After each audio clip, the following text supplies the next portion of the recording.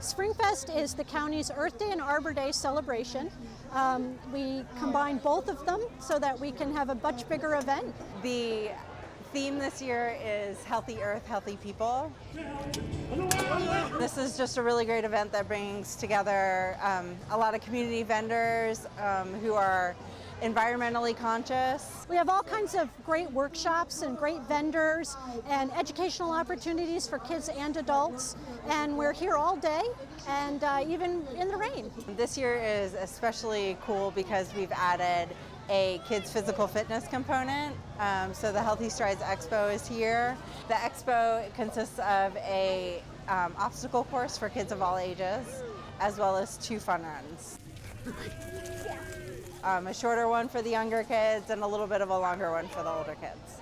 Did you make it? Way to go, girl! This hat I made with the Workhouse associated artists who are down here at the Workhouse, and I think it's quite lovely. I'm also a big fan of the beekeepers of Northern Virginia. We have the Native Plant Society here. We have fitness demonstrations here as well. There are lots of food trucks. We have Billy B on the stage. He has his own following. Stick to her body, because her body is hairy. One of the things that we really love about Springfest is that it is a free event.